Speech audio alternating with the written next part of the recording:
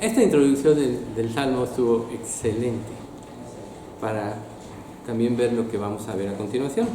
Habíamos visto, pónganse la salvación como casco, el yelmo de la salvación, y la espada del Espíritu, que es la palabra de Dios. Aquí dice, tomen la espada del Espíritu, la cual es la palabra de Dios. Entonces, el poder de la fe es lo que le da vida a la palabra de Dios. Y la fe está fundamentada, fincada en el atributo más, en los atributos de Dios: su poder, su eternidad, su omnipresencia, su omnisciencia y su omnipotencia.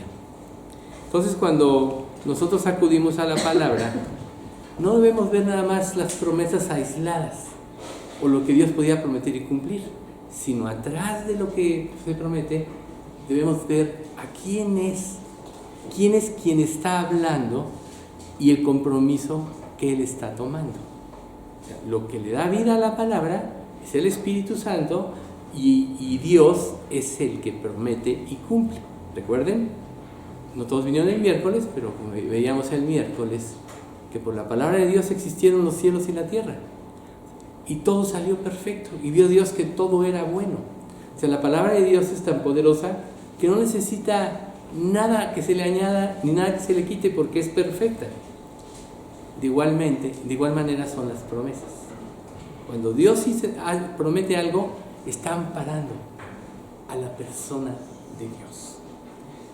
Una persona puede aprender a manejar una espada y llegar a ser un diestro de espadachín. Claro que sí. Pero ¿cómo llega una persona a la destreza? Con la práctica. Los más excelentes violinistas, espadachines o de cualquier ciencia o rama, la práctica es lo que hace que desarrollen las habilidades.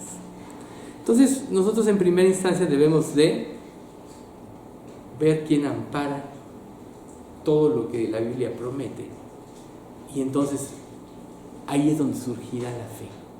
Si Dios lo promete, yo lo creo, y entonces yo voy a adaptar mi vida conforme a lo que Él promete. Y es precisamente aquí donde está el filo o la agudeza de la palabra.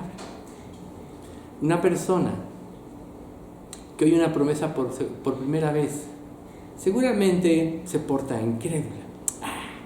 ¿Tendrá Dios razón? ¿Será verdaderamente cierto que Dios puede hacer este tipo de cosas? Muchas veces tiene que trabajar en su mente y en su corazón meditando en algo hasta que la teoría se vuelve una realidad, hasta que la palabra cobra vida. La palabra en sí es algo escrito nada más, pero le da vida el Espíritu Santo. Y el Espíritu Santo actúa bajo el poder de Dios porque es Dios mismo. Pero el móvil del Espíritu Santo es la fe.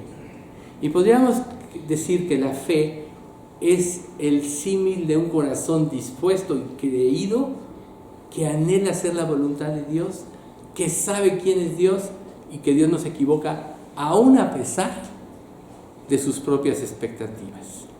Uno de los grandes problemas en la humanidad es que siempre antepone sus expectativas a lo que Dios dice. Siempre antepone su manera de ver y de pensar. Entonces, cuando nosotros no estamos teniendo fe, tratamos de ayudarle a Dios para que se cumpla lo que Él dice. Es como si le dijéramos a Dios: bueno, Dios, como a lo mejor tú no puedes o casi no vas a poder, yo te voy a echar una manita para que se cumpla lo que tú prometes. Y claro, yo te voy a dar la honra. Que si se llega a dar una situación así, va a decir: gracias a mi Dios, si no hubiera sido por mí no hubieras hecho nada. Viene la vanagloria. Pero bueno, aquí nosotros vemos que dentro de toda la armadura divina, la única arma ofensiva es la espada del Espíritu. La espada del Espíritu, que es la palabra de Dios. ¿Sí? Esa es la única arma ofensiva. Entonces, esta espada nos ayuda, obviamente, a derribar cualquier oposición que se levante contra el conocimiento de Dios. ¿Cuál es la primera oposición? tus pensamientos, lo que tú has aprendido de la vida, o sea, podríamos decirlo, tu filosofía de la vida. Recuerden que muchas veces hemos aquí comentado que cada uno piensa que su criterio es el mejor. Por tanto, dentro de tu corazón, tu filosofía de la vida, esa es la correcta, y todos los demás están errados, solo tú tienes la razón. Así como lo estoy diciendo, ¿qué podrías decir? Orgullo, orgullo nada más. Y así los seres humanos nos conducimos por la vida en el orgullo, aún de la religión, aún del conocimiento. Porque si yo creo que sé más que los demás, entonces menosprecio a los demás. Ya decíamos, como dice la Escritura, cada uno considera a los demás como superiores a sí mismo o al mismo. ¿Por qué? Para quitar el orgullo y poder aprender. Entonces, la espada precisamente nos va a ayudar a derribar todo esto, pero tenemos que trabajar en nuestra mente. Tenemos que ejercitarnos en primero establecer quién es Dios. Por eso al principio les decía yo, quien ampara cada promesa de la Biblia, de las más de 7,000 que hay, es Dios y es su nombre. ¿Sí? Recuerden, no lo hago por vosotros, oh casa de Israel, sino por amor de mi santo nombre. Antes de hacer algo Dios por ti, lo hace por amor de su santo nombre, porque al involucrar su nombre, está involucrando su verdad, su prestigio y todo lo que Él es. ¿Sí? Entonces, en la medida que el filo se va haciendo agudo, es obvio que tiene más poder para cortar y derribar. ¿Sí? Un cuchillo filoso, hasta lo dejas caer un papelito y se abre, ¿no? Algunos pueden dejar caer un cabellito y se parten, dos cosas así. ¿Y qué dice Eclesiastés? Si el hierro se embotare, hay que añadir más fuerza. ¿Se acuerdan de ese pasaje? Bien, a eso se refiere. Cuando un instrumento cortante pierde su filo, hay que añadir más fuerza. ¿Y cuál es esa fuerza? Tu esfuerzo, tu falta de fe, porque no le crees a Dios. Entonces vean ustedes cómo Dios quiere que nosotros vivamos con la palabra en nuestra mente. Para eso necesitamos leer, necesitamos meditar y necesitamos memorizar sobre todo aquellas partes de la Biblia que más nos impactan cuando leemos en función de lo que estamos viviendo. Eso es lo más fácil de memorizar. Habrá otras promesas que encuadren con cosas que viviste y ya dices, yo apropio esta promesa. Y si te das cuenta, le estás haciendo una realidad. Entonces, si nosotros nos mantenemos precisamente a la luz de la palabra, vamos a poder evidenciar el error que hay en nuestras vidas. Recuerden, así como Faraón, su ira nos cegó para perseguir a Israel, nuestro orgullo muchas veces nos ciega o nos quita la humildad para creerle a Dios. Y entonces hacemos efectivamente un Dios a nuestra conveniencia. Pero por supuesto, ese es un falso Dios. Las iglesias de hoy en día, las que son más populares y llenan más sus sillas, es porque los pastores hablan lo que la gente quiere oír. Las iglesias verdaderas hablan lo que la Biblia dice y lo que Dios quiere que tú entiendas. Por eso no son tan populares, porque las iglesias verdaderas van a confrontarte a ti bajo el problema que tú estás viviendo. Y claro, no siempre te va a gustar. En la medida que más te resistas o que menos te guste, está evidenciando ante ti mismo el gran orgullo que tienes. Porque todos deberíamos de postrarnos delante de Dios y tener la reverencia a su palabra que merece. Porque si hay algo intachable, sin mancha y sin error, es la palabra de Dios. Entonces, como es necesario anteponer a Dios antes que nada, les voy a compartir dos pasajes. El Salmo 11 del 1 al 3 dice así: yo confío en la protección del Señor, así que, ¿por qué me dicen, vuela como un ave a las montañas para ponerte a salvo? Los malvados ponen las cuerdas a sus arcos y acomodan sus flechas sobre las cuerdas. Disparan desde las sombras contra el corazón recto, cuando los fundamentos de la ley y el orden se desmoronan. ¿qué pueden hacer los justos? Esto está narrando lo que es este mundo en la actualidad. Todo el conjunto de filosofías y bombardeo de cuestiones humanas y lógico, en este último tiempo, con el avance de la tecnología y de la ciencia, el orgullo humano ha ido creciendo y cada día menosprecian más a Dios. Y tú, si ya tienes una relación de Dios y dices que crees, estás en medio de una batalla que es a muerte. Una batalla que tú no vas a ganar, a menos que vivas lo que Dios dice, no que lo conozcas, porque conocer y no hacer de nada te sirve. Eso no es fe. La fe comienza desde el momento que crees y vives de acuerdo a lo que Dios te muestra. Entonces, cuando nosotros ponemos los ojos en Dios, esto mantendrá en nosotros la confianza y la seguridad de que Dios no nos va a dejar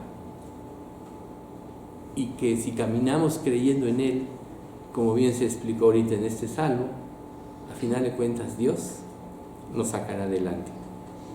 Entonces dice Hebreos 10, 35 al 36. Por lo tanto, no desechen la firme confianza que tienen en el Señor. Perdón, me salté uno. Antes, disculpen. Es el Salmo 32, 17. Y el efecto de la justicia será la paz, y la labor de la justicia, reposo y seguridad para siempre. Ese lo conocemos, lo hemos mencionado mucho. Pero la justicia de Dios, que representa que tú vivas de acuerdo a lo que Dios dice, la justicia de Dios aplicada en tu vida es Jesucristo, habiendo pagado por ti en la cruz, te va a llevar a la paz. Y la paz te va a llevar a ver a Dios como es realmente, y vas a tener reposo y seguridad porque confías en el único ser capaz de hacer lo que Él quiere y que mueve las circunstancias a su favor. Pero tomando en cuenta que Dios no es un ser egoísta, sino que Él es amor y quiere el bien para nosotros. Por eso la descripción de cuando Elías va a la montaña es Jehová clemente, misericordioso, tardo para la ira y que se duele del castigo. Ese es el carácter de Dios. Entonces el versículo de Hebreos que les iba a decir ahorita, ¿no? Hebreos 10, 35 y 36, que habla de la confianza, dice: por tanto no desechen la firme confianza que tienen en el Señor. Tengan presente la recompensa que les traerá.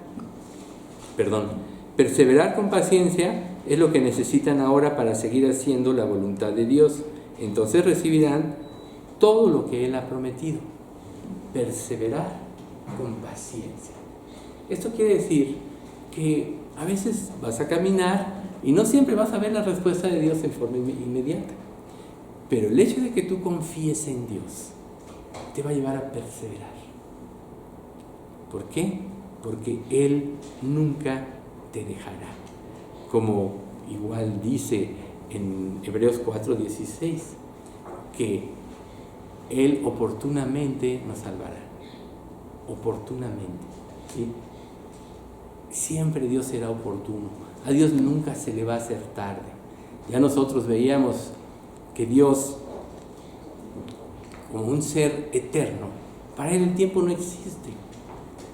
Nosotros medimos el tiempo porque somos finitos, mortales, y vemos que la vida pasa y se nos acaba y queremos aprovechar lo máximo que podamos. Pero Dios no. Dios siempre ha existido, existe y siempre existirá. Entonces para Dios el tiempo no existe. Entonces Él actúa en el tiempo oportuno, de acuerdo a lo que Él promete, y las promesas siempre se cumplirán a su debido tiempo. Es como el advenimiento del Señor Jesucristo. El Señor Jesucristo fue prometido en el Antiguo Testamento, pero ¿cuándo nació el Señor Jesucristo?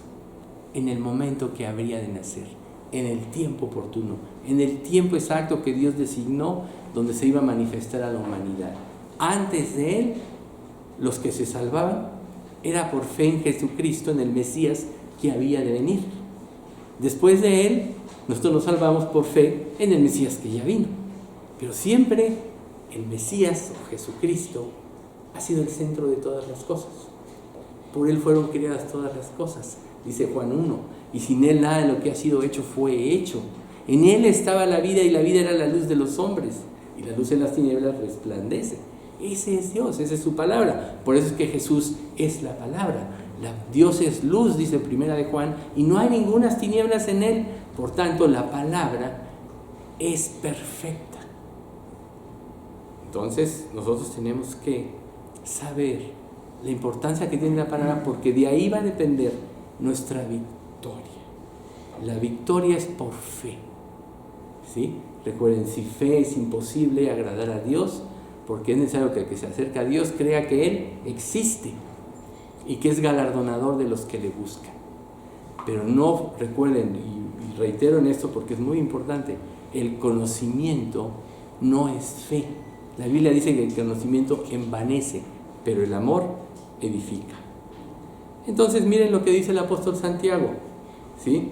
Porque nosotros tenemos que empezar, como les decía, ejercitarnos día con día en la palabra de Dios. Y del capítulo 1 del 22 al 25 dice: no solo escuchen la palabra de Dios, tienen que ponerla en práctica. De lo contrario, solamente se engañan a sí mismos. Pues si escuchas la palabra de Dios pero no la obedeces, sería como ver tu cara en un espejo. Te ves a ti mismo, luego te alejas y te olvidas cómo eres. Pero si miras atentamente en la ley perfecta que te hace libre y la pones en práctica y no olvidas lo que escuchaste, entonces Dios te bendecirá por tu obediencia. ¿Ven? Estaba hablando ahorita Alex en el Salmo, según nos narra el Salmo, de cómo Dios condujo a Israel a través de Aarón y de Moisés.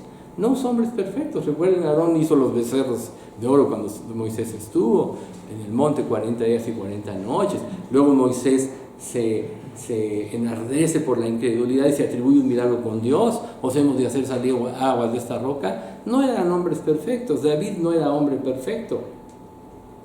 Pero Jesús sí fue el hombre perfecto. Y Jesús es la palabra. Por tanto, si nosotros vemos la palabra de Dios, trasciende con muchos. Y no es que fue escrita por hombres, sí, pero inspirados por Dios. Recuerden, ninguna profecía de la Escritura es de interpretación privada, porque nunca fue traída por voluntad humana, sino que los santos hombres de Dios hablaron siendo inspirados por el Espíritu Santo. Por eso es la palabra de Dios. ¿Y quién es el traductor de la palabra de Dios? El Espíritu Santo. Por tanto, es que para entender la palabra cabalmente necesitamos haber nacido de nuevo o haber sido regenerados, y eso sucede cuando ponemos nuestra fe en Jesucristo, nos arrepentimos de nuestros pecados y ponemos nuestra vida en las manos de Él para que Él la guíe.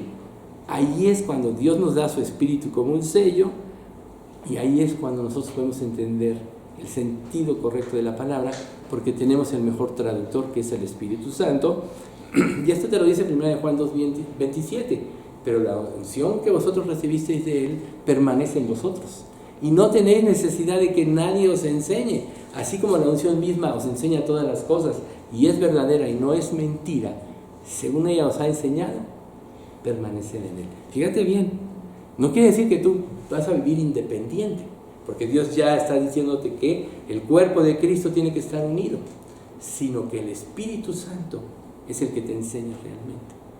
Entonces Él puede usar un ratito de un tiempo que tengas de lectura de la Biblia, un devocional, o puede usar un mensaje como este, o puede usar a una persona que comparta una vivencia suya que tuvo en Cristo, o aún puede usar un incrédulo para que tú entiendas, pero es el Espíritu Santo el que nos hace entender. Por tanto, la agudeza de la palabra, o el filo, está íntimamente relacionado con la libertad del Espíritu Santo, que experimenta el Espíritu Santo en nuestras vidas. Y esa libertad va de acuerdo a la disposición de nuestro corazón. Claro que Dios es Dios todopoderoso, pero nosotros seguimos teniendo un libre albedrío en el cual nosotros decidimos si leemos la Biblia o no, decidimos si oramos o no, decidimos si obedecemos o no. Pero en la medida que tú te vas sometiendo a la palabra de Dios y a su voluntad, el Espíritu Santo, su poder se empieza a manifestar más y más en tu vida, y entonces ahí es donde viene el discernimiento espiritual, que podríamos decir que es el filo, porque el discernimiento espiritual es el que te permite entender todas las cosas a la luz de los principios de la palabra como son, como realmente son.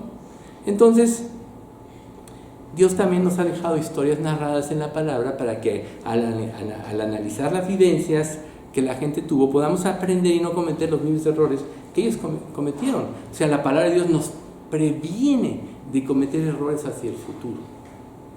Si vemos una de las historias más famosas, que es el pecado de David con Betsabé, y tú te encuentras en una situación parecida en que te sientes débil y cuestiones así, nada más acuérdate de la historia, cómo él sucumbió ante el pecado y todas las consecuencias que tuvo de por vida, y vas a decir, no voy a cambiar un ratito de locura por una vida de bendición.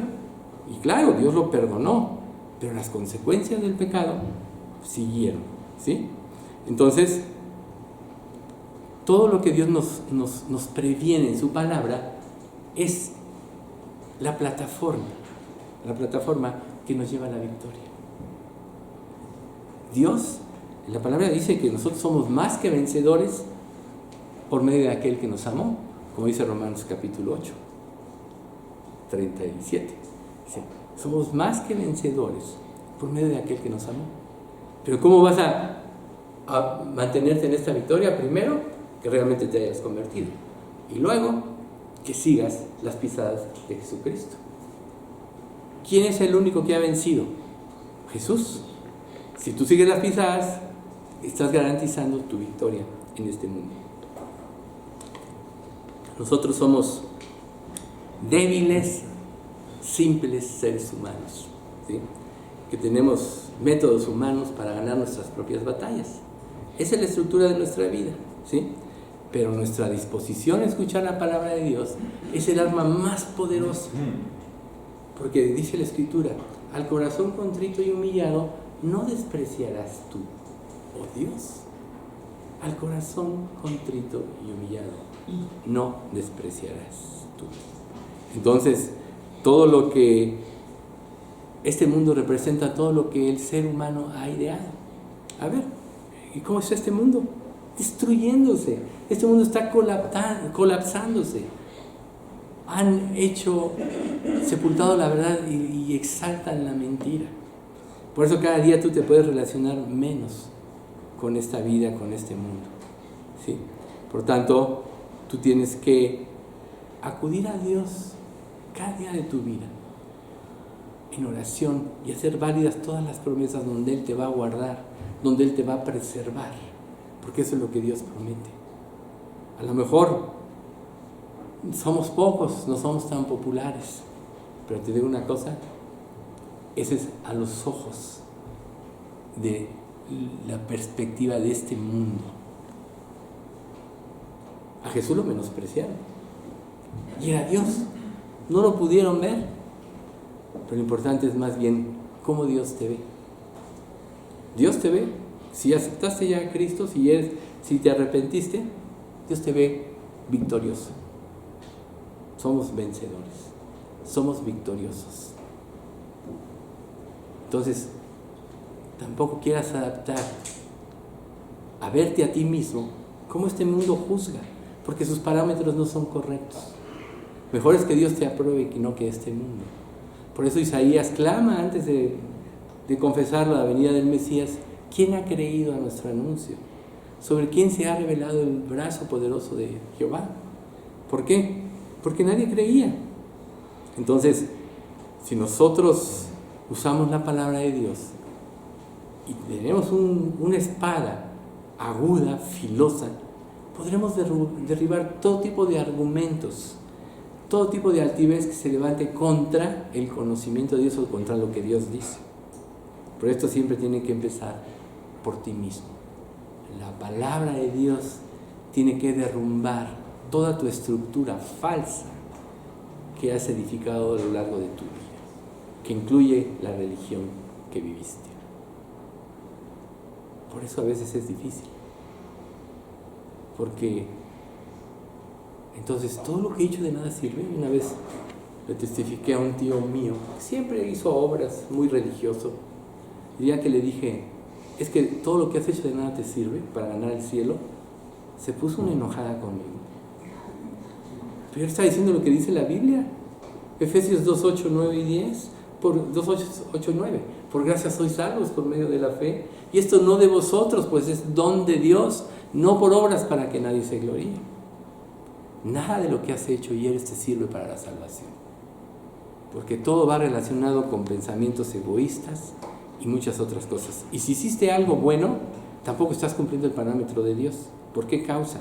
Porque la Biblia dice, amarás al Señor tu Dios con todo tu corazón, con toda tu mente, con todas tus fuerzas y con todo tu ser. Ese es el primero y más grande mandamiento. Nadie lo ha podido cumplir jamás. Así que tú, si a tu propia manera de ver eres bueno, delante de Dios no, porque no has cumplido el primer mandamiento y más grande mandamiento, ni el segundo, amarás a tu prójimo como a ti mismo, que sería, trata a los demás como quieres que te traten a ti, haz a los demás como quieres que te hagan a ti. Tampoco lo cumplimos eso. Siempre actuamos a nuestra conveniencia y egoístamente. Y Jesús decía que de estos dos mandamientos depende toda la ley y los profetas. Entonces, ¿dónde está que eres bueno? Recuerden que aún cuando se le acercó a la mujer a Jesús y le dice, maestro bueno, dice, ¿por qué me llamas bueno? Solo hay uno bueno, Dios. No hay justo ni aún uno, no hay quien entienda, no hay quien busque a Dios. Todos se desviaron, ahora se hicieron inútiles, no hay quien haga lo bueno, no hay ni siquiera uno. Eso dice la palabra de Dios. Por tanto, cuando tú te presentas delante de Dios con tus propias justicias, pues no va a pasar nada en tu vida. Pero si en cambio te sometes a Él, y te sometes a Él a partir de tu conversión en todo lo que Dios dice, si tomas tu cruz y vas en pos de Él, entonces la palabra cada día va a ser más poderosa en tu vida, y esta espada que representa la palabra de Dios cortará y desmenuzará. ¿Sí? Recuerden, ¿quién es el dueño de todas las cosas? Dios. ¿Quién creó todas las cosas? Dios. ¿A quién le rinden todas las cosas? A Él. Todas las almas le pertenecen. La creación gime a una esperando la liberación de los hijos de Dios. Todo depende de Dios. Podría decirse entonces que Dios es el comandante de todas las fuerzas armadas. Por eso en el Antiguo Testamento en muchos pasajes se le dice Jehová de los ejércitos. A eso se refiere. Y si Dios es así, entonces tú lo que tienes que hacer es dejarte guiar por Él, cederle el control de tu vida a Dios para que Él pueda magnificar tu vida. Recuerden que el más alto estándar al que el hombre pudiese anhelar alcanzar es Jesús. Jesús es el Dios hombre que nunca pecó, que nunca hubo engaño en su boca, que siempre hizo la voluntad de Dios, por eso nos pudo salvar, porque Él sí no pecó nunca. Y Dios quiere formar a Cristo en ti. Entonces, ¿qué más alto estándar todo creyente debiera aspirar, sino que Cristo sea formado en Él? Y para que Cristo sea formado en Él, tenemos que vivir en la palabra, porque Él es la palabra. Tantito que te desvíes, estás perdiendo la oportunidad. Entonces, todo lo que nosotros vivamos y pensamos, tenemos que capturarlo y llevarlo a la obediencia a Cristo. Yo pienso que las cosas deben ser así. Pero tú dices, Dios, que es de esta manera, por tanto yo voy a obedecerte. Estás capturando tu pensamiento, quizá basado en el egoísmo, en tus propios intereses, en tu conveniencia, lo llevas a Dios y obedeces lo que Él dice, y entonces da el fruto mucho más allá de lo que te imaginabas. Eso dice Efesios 3:20. Y aquel que es poderoso para hacer todas las cosas mucho más abundantemente de lo que pedimos y entendemos, según el poder que actúa en nosotros. ¿Qué poder actúa en nosotros? El poder del Espíritu Santo, el poder de la palabra de Dios, pero vivida, ¿sí? Juan 5:6 dice: y Jesucristo fue revelado como el Hijo de Dios por medio de su bautismo en agua y por derramar su sangre en la cruz, es decir, no mediante agua solamente, sino mediante agua y sangre. Y el Espíritu, quien es la verdad, lo confirma con su testimonio. Vean ustedes, el Espíritu, quien es la verdad, te va a ir confirmando. Si Jesús es la palabra, si a partir de que Él fue bautizado empezó realmente su ministerio, el Espíritu va a confirmar también en ti los pasos que vayas dando, ¿sí? El Espíritu aviva nuestra conciencia y Él nos reprocha o nos afirma, como dice Romanos 15, mostrando la obra de la ley escrita en sus corazones, dando testimonio sus conciencias y acusándolos o defendiéndoles sus razonamientos el día en que Dios juzgara por Jesucristo los secretos de los hombres conforme al Evangelio. Ahora, esto habla del día del juicio al incrédulo, pero es un principio aplicable al creyente en vida. Porque no dice la Biblia que el juicio comienza por la casa de Dios en 1 de Pedro. O sea, Dios está juzgando a través de la palabra nuestras vidas para cautivar nuestro pensamiento a la obediencia, para eliminar la mala conciencia por medio del arrepentimiento cuando nos equivocamos y para liberarnos de la esclavitud del pecado y así podamos hacer la voluntad de Dios. Ahí es donde está el poder del Espíritu, ¿sí? Entonces,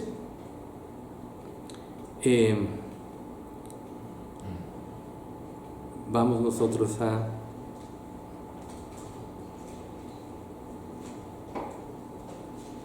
ver cuáles van a ser los efectos de esta vida de fe, porque eso es muy importante.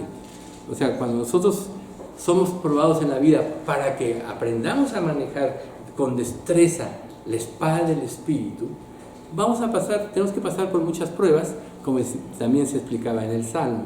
A mí, una vez reitero, me admira cómo Dios, a través del Espíritu Santo, trae una enseñanza y generalmente es homogénea. Como les digo, Alex y yo nunca nos ponemos de acuerdo. Es Dios quien acomoda todas las cosas para que se cumpla su propósito en cada estudio. Entonces, esto podríamos decir vivencia respecto de las pruebas y la fe. Dice, Dios nos envía ayuda de donde menos lo esperamos. Es verdad, la salvación siempre viene, pero nunca va a ser como nosotros pensamos. Porque Dios no se limita a un pensamiento humano que está limitado por esta vida, por la perspectiva humana, y Dios es infinito, Él está viendo nuestras vidas hacia la eternidad. Y nosotros vemos nuestras vidas con respecto de nuestros intereses de esta mera vida. Nada más de aquí, los años que vivas es lo que tú ves y lo que puedes ver. ¿Cómo se llama? Sopesar.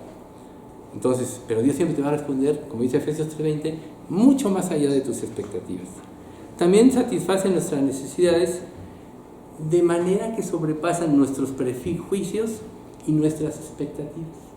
O sea, a lo mejor tú dices que necesito esto o lo otro y a lo mejor lo consigo por aquí y por allá, y Dios dice, te lo voy a hacer de esta manera, no como tú piensas. Y generalmente Dios lo hace mucho mejor. Pero además, cuando un ser humano... Sí, claro. Cuando un ser humano tiene sus propias expectativas, siempre va a caer en el error y en la esclavitud. Hazte cuenta que tú dices a una persona, oye, tengo una deuda, ayúdame a salir de la deuda. Ok, sí te ayudo, ¿cómo no? ¿Cuánto quieres? Tanto, ok, pero me lo vas a pagar de esa manera y vas a hacer esto y vas a hacer lo otro, o yo en tus consejos o en tus decisiones tienes que consultarme porque está involucrado mi dinero. Estás siendo esclavo de la persona. Si tú acudes a Dios, eso es diferente. Yo recuerdo cuando una vez teníamos ciertas dificultades para pagar las escuelas de nuestras hijas y dije, bueno, les voy a pedir una beca. Entonces fui ahí a la escuela donde estaban en ese entonces y hablé con la directora. Ok, sí, le podemos dar la beca, tienen buenas calificaciones, etc. Pero va usted que venir a todas las juntas de la escuela, va a tener que estar en la sociedad de padres de familia, va a tener que participar. Y yo salí de ahí y dije, no, que se vaya a volar. No voy a confiar en Dios. Y claro, Dios nos sacó adelante, ¿verdad? Pero a veces nuestras expectativas nos llevan a ir por aquí, buscar por allá, en lugar de ponernos a orar y decir, Dios, trae una solución a mi vida. Y que, claro, las soluciones que Dios trae lo van a glorificar a Él y nos van a liberar de la esclavitud. O que una deuda, ya sea un favor o lo que sea, pues no te esclaviza de alguna manera. Claro que sí. Entonces dice, no importa lo difícil o desesperante que parezca nuestra prueba o condición, siempre debemos estar atentos a la mano bondadosa de Dios. O sea que Dios es misericordioso y es clemente. Dios está a nuestro favor a partir de que estamos en Cristo. Recuerden, antes de Cristo estamos enemistados con Dios y Dios es un juez. Y un día va a juzgar nuestros pecados como juez. Pero cuando nosotros nos convertimos en hijos de Dios, Él es nuestro Padre. Y como dice el dicho, la ropa sucia se lava en casa. Dios ya no es un juez, es nuestro Padre, nos va a tratar con misericordia. Y siempre la disciplina que traiga, que quiere decir equipamiento, va a ser para nuestro provecho. Nunca Dios va a estar más en contra de nosotros, porque Él ya nos ve perfectos en Jesucristo. Todo lo que había que pagar de nuestros pecados pasados, presentes o futuros, ya están pagados por Cristo. Por tanto, Él nunca se puede enemistar. Para un hijo de Dios, siempre va por delante la misericordia, la clemencia. Todo eso. Esa es la ventaja de ser hijo de Dios. Entonces, tenemos que estar atentos a la mano de Dios. ¿Cómo vas a estar atento? Si pones tus ojos en Él, clamas en función de sus promesas, entonces tienes la mente puesta en Él.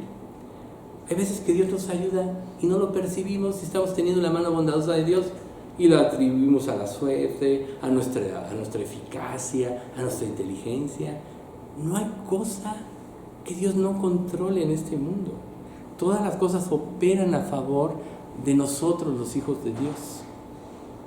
A tal grado que dice la Biblia, las riquezas de los justos de los impíos serán para los justos. Porque además, al final de cuentas, Dios todo lo va a revertir a favor de que los hijos de Dios salgamos adelante. Y no hablo de cosas materiales, sino del favor de Dios principalmente. Entonces, siempre nos va a sorprender el vehículo de la providencia de Dios. Porque Dios, les reitero, nunca va a actuar de acuerdo a como nosotros pensamos, porque su mente es infinita y Él sabe la solución. Entonces, ¿cuál es el paso entre la promesa y la certeza? La fe. Si tú tienes la promesa aquí, pero no la crees, o sea, te hace imposible que Dios la pueda cumplir, no puede haber fe. Pero cuando tienes la promesa y tienes la certeza de que Dios la va a cumplir, ahí está el vínculo de la fe. Todo lo que pidas en oración, creyendo, lo recibiréis. Eso dice Mateo 21, 22. ¿Pone Dios un límite aquí? No. Todo, sin excepción.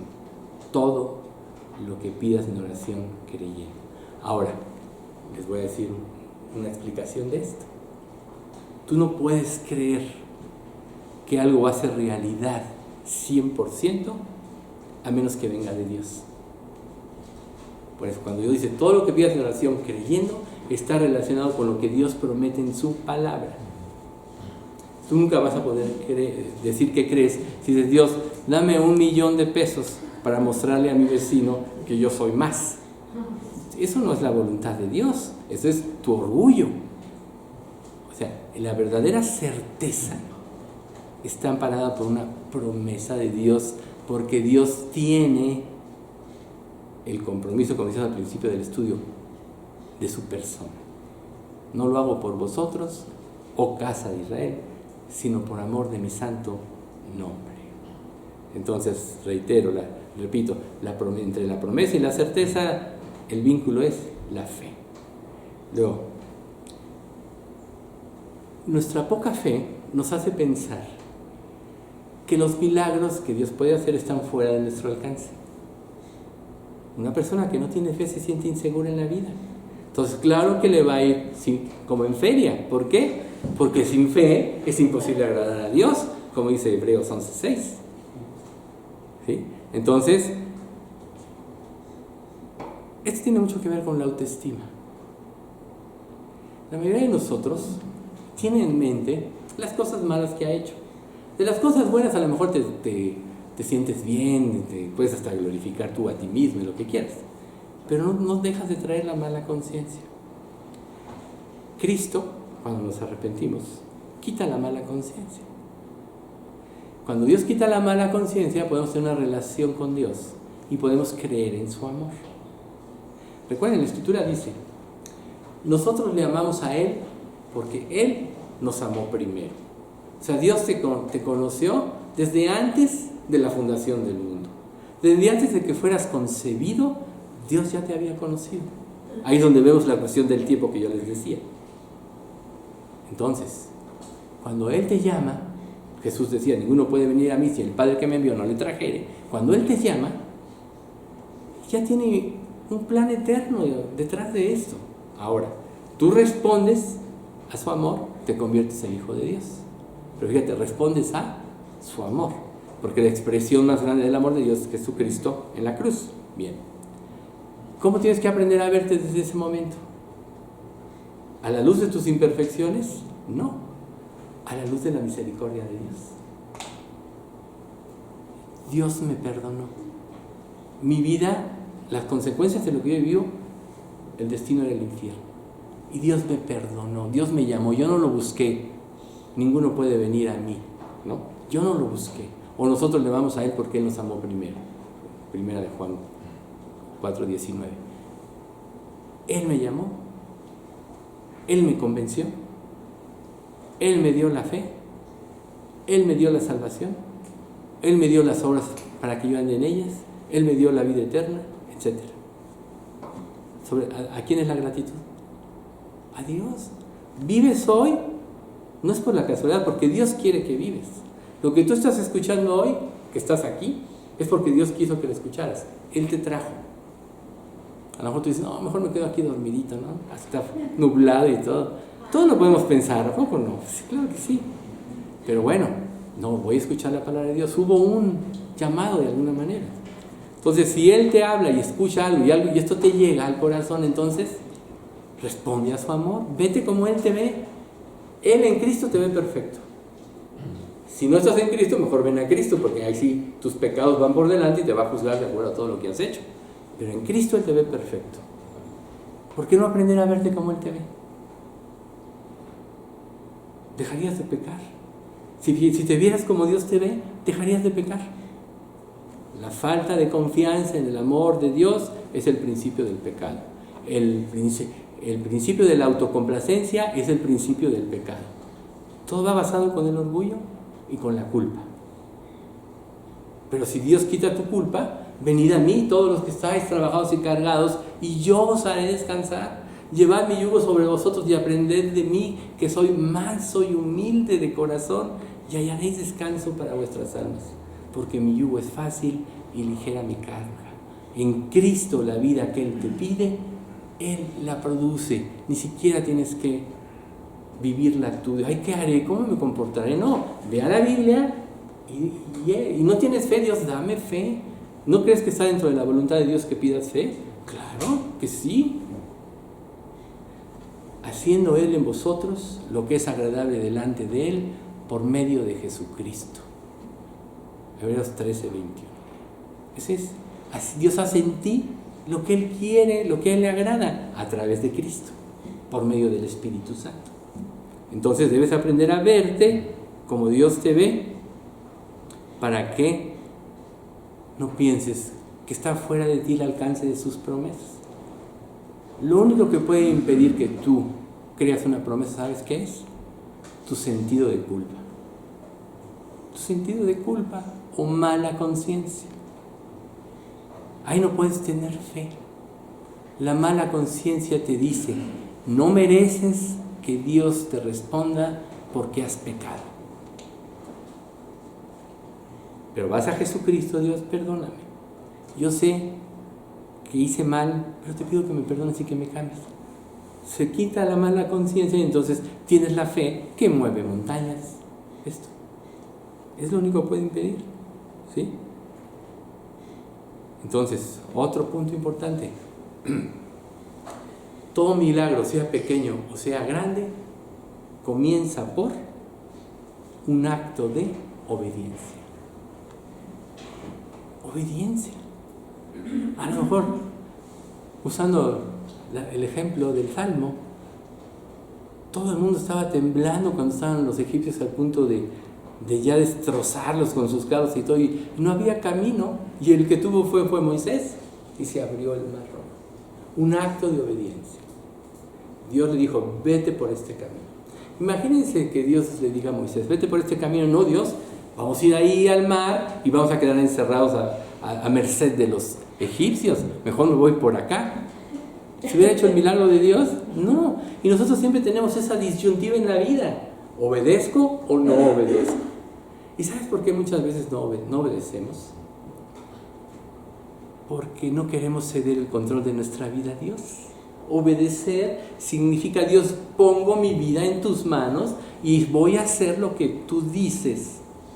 Eso es la fe. Desobedecer es de Dios: no creo que lo que tú prometes vayas a cumplir, por tanto mejor me voy por este otro caminito. Y el camino del desastre es el camino de tus propios pensamientos. Pero aquí vimos, derribando argumentos y toda altivez que se levanta contra el conocimiento de Dios y llevando todo pensamiento cautivo a la obediencia a Cristo. Ahí está. Tienes que razonar, a lo mejor tienes que luchar en tu mente, pero a final de cuentas tienes que obedecer, porque ahí está la bendición, porque ahí empieza la fe, ahí empiezan los milagros de Dios. Entonces, la solución nunca se hará evidente hasta que demos ese primer paso de fe.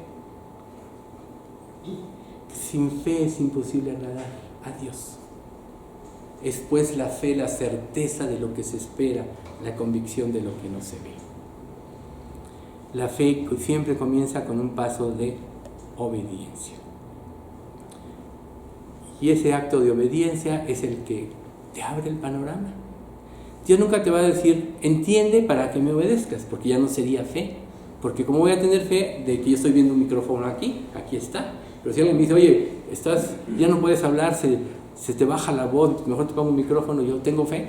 Al día siguiente yo confiado que va a estar el micrófono. Eso es fe. Digo, es un ejemplo burdo, pero es fe. Así es con Dios, con las promesas. Es todo lo que promete es una realidad, porque, repito, está amparado su nombre. Entonces, en la medida que nosotros avancemos en este camino de la obediencia, la gracia de Dios irá derramando más y más en nuestra vida. Y lo que antes nos parecía difícil va a ser como un sueño, porque vamos a ir viendo cómo las cosas se van acomodando para que se cumpla la voluntad de Dios. Otra de las cosas que hace la palabra de Dios es cambiar nuestra forma de pensar y de ver las cosas. Reitero, nosotros somos finitos y no vemos más allá, así por decirlo de una manera, de nuestras narices. Dios ve de aquí al infinito. Cuando tú confías, siempre Dios tiene la mejor solución, no nada más momentánea, sino hacia la eternidad. Quizá a veces no lo entiendas, no es lo que esperabas, ni en las bases o términos, pero tiene una proyección hacia el futuro. En cambio, el pecado destruye el futuro glorioso. Lo único que te puede robar la bendición es el pecado. Y peor, sostenerte en el pecado. Entonces, hace rato mencioné Hebreos 4:16, pero aquí se lo voy a decir en la versión NTV. Así que acerquémonos con toda confianza al trono de la gracia de nuestro Dios. Allí recibiremos misericordia y encontraremos la gracia que nos ayudará cuando más la necesitemos. Es en la versión NTV. Encontraremos la gracia que nos ayudará cuando más la necesitemos. Nunca llegará tarde la gracia de Dios, aunque creas que ya se te viene la montaña encima. Siempre las expectativas humanas es que ya no hay remedio, que ya Dios se olvidó de ti. Pero ahí es donde más tienes que confiar en Dios, porque la solución vendrá. ¿Sí? Ahora, la provisión de Dios nunca se da para que durmamos en nuestros laureles, porque cada día, y se dijo ahorita en el Salmo, van a venir nuevas pruebas, pero cada prueba te va a ser más parecido a Jesús. Eso es lo más hermoso. En cada prueba, cuando terminas victorioso porque creíste, tu poder aumentará en el sentido del poder de Dios a través de tu vida. El poder de la fe, que mueve montañas, repito. ¿Sí? Dios generalmente nos habla suavemente. En la antigüedad habló de diferentes formas, pero hoy nos habla suavemente y a través de medios comunes, muchas veces de forma inusual y espectacular. otras, ¿sí? Pero cuando están endurecidos nuestros corazones, somos insensibles a la voz de Dios. Oímos, pero se va. Oímos, pero no queremos. La explicación del faraón estuvo muy buena, ahorita parece. Vio los milagros, pero se fue endureciendo, se fue endureciendo, se fue endureciendo. No fue suficiente que le mataran un hijo, todavía estaba cegado por su orgullo y por su pecado. Entonces, si nuestros corazones están endurecidos y no nos mueve el dulce silbido de la voz de Dios a través de un estudio, entonces, ¿qué lo moverá? Por eso a veces Dios tiene que tratar más duro con nosotros. Cuando Dios trata con nosotros, siempre está tratando con nuestro orgullo. Pero acuérdense lo que dice en Hebreos 11, en 1 Corintios 11, 31 y 32. Si nos examinásemos a nosotros mismos, no seríamos juzgados, en el sentido de la disciplina de Dios como hijo de Dios. Mas siendo juzgados, somos castigados o disciplinados por el Señor, para que no seamos condenados con el mundo. Ningún hijo de Dios ya va a ser condenado, porque ya su juicio fue pagado en la cruz por Jesucristo. Pero Dios va a tratar a lo largo de la vida con sus actitudes, con sus desobediencias, y va a disciplinar como padre a hijo al creyente. El que no es hijo, a lo mejor Dios no le hace mucho, solo vivirá consecuencias de lo que hace o de lo que hacen otros, pero el juicio es en el infierno eterno. Pero lo importante es que Dios nos da la oportunidad de examinarnos a nosotros mismos. ¿Y cuál es la única manera fiel de examinarte a ti mismo? ¿A la luz de tu criterio? Siempre te vas a justificar. A la luz de la palabra de Dios. La palabra de Dios, cuando tú la lees, cuando tú la meditas, tiene que juzgar tu vida. Y es ahí, cuando eres juzgado por la palabra, donde creces en discernimiento. Porque yo, ¿cómo le puedo dar un consejo a alguien que yo no he vivido o no creo? La verdadera vida cristiana es una vida que transmite las vivencias de una persona a través de la palabra. Ese es el poder de la vida cristiana. Lo otro es mentira, como muchos viven, ¿no? Ay de vosotros, escribas y fariseos, hipócritas, que atáis cargas difíciles de llevar y vosotros no sois capaces de llevarlos con un dedo. Así son las iglesias de hoy. Solo cargan a las personas con cosas que no pueden cumplir y le dan un matiz espiritual. Y ellos no son capaces de llevarla. Tú no puedes enseñar lo que no has aprendido, lo que no has vivido. La verdadera vida cristiana es una transmisión de la vivencia de Jesucristo en tu vida. Si tú no vives de esta manera, no vas a poder tener filo en tu espada al hablar de la palabra de Dios. No va a ser creíble. Entonces, Dios puede hacer muchos milagros. Y a lo largo de la historia, como los del Éxodo, el diluvio, han sido grandes milagros, pero nosotros más bien debemos de concentrarnos como creyentes en desarrollar una relación con Dios, una relación correcta con Él en los términos de Él, ¿sí? La victoria de los grandes hombres de Dios que han hecho grandes milagros han ido en función de su relación con Dios. Ahí es donde está el poder. Ellos eran iguales a nosotros, con temores, con debilidades, pero creyeron en Dios. Aún pudieron haber dudado un poco, si no dudado, como Juan el Bautista. Juan el Bautista le fue dicho que iba a venir el Mesías, que al que él bautizara debiera descender el Espíritu Santo de él. Todo eso vivió con Juan. Sin embargo, cuando estaba en la cárcel, le manda a decir con dos de sus discípulos: oye, ¿eres tú el que había de venir o esperaremos a otro? Porque a lo mejor las expectativas de Juan en la cárcel, abrumado por toda la presión, el peligro de muerte, cambió un poco. Pero Jesús le respondió: pues vayan y platiquen a Juan, los muertos son resucitados, los sordos oyen, los leprosos son limpiados. Y esa fue la respuesta, y seguro eso lo alentó, y después le vino la muerte, ¿verdad? Quiere decir que las pruebas nos abruman, las presiones, como dice un proverbio, la presión hace entontecer al sabio. Pero Dios te dice: dame tus cargas, venid a mí los que estáis trabajados y cargados, y yo os haré descansar. Cuando tú depositas tu destino en las manos de Dios ya es diferente. Porque nada puede suceder malo para ti si estás en las manos de Dios. Entonces, cuando cometemos errores, es porque quitamos los ojos de Dios. Cuando cometemos pecados, es porque nos dejamos de ver como Dios nos ve. Cuando tomamos nuestra vida en nuestras manos, estamos haciendo a un lado a Dios. Aún en las cuestiones espirituales, tú no puedes decir, yo soy cristiano, voy a ir aquí, voy a ir allá, y voy a ir y voy a regresar.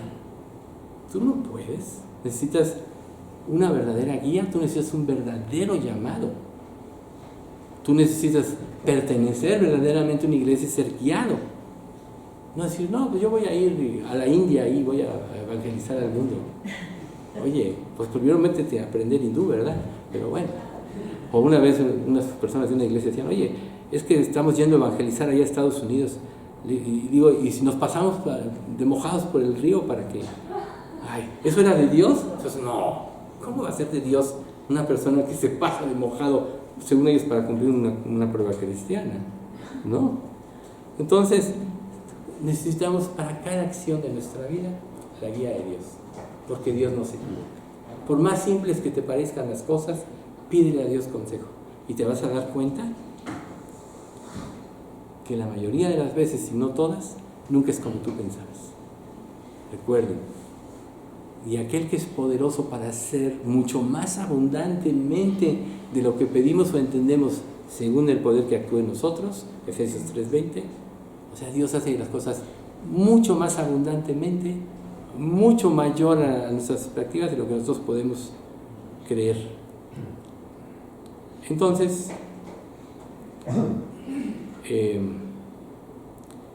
1 Pedro 1:7 dice, estas pruebas demostrarán que su fe es auténtica. Está siendo probada de la misma manera que el fuego prueba y purifica el oro. Aunque la fe de ustedes es mucho más preciosa que el mismo oro. Entonces su fe, al permanecer firme en tantas pruebas, les traerá mucha alabanza, gloria y honra en el día que Jesucristo sea revelado a todo el mundo. ¿Por qué quieres glorificarte a ti mismo? Mejor deja que Dios te reconozca. En un sentido de la gloria es que Dios te va a reconocer. ¿Sí? Dice, humillados, 1 Pedro 5:7.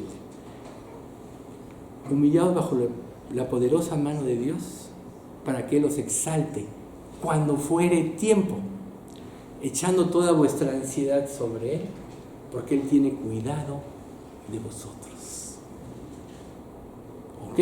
Las pruebas no producen ansiedad. ¿Me responderá Dios? No, se está haciendo tarde, ya se acaba el día y no pasa nada. Esa es la ansiedad. Humíllate ante Dios. Muere a tus expectativas y recuerda una cosa para concluir este estudio. El diablo tiene poder sobre los vivos, no sobre los muertos.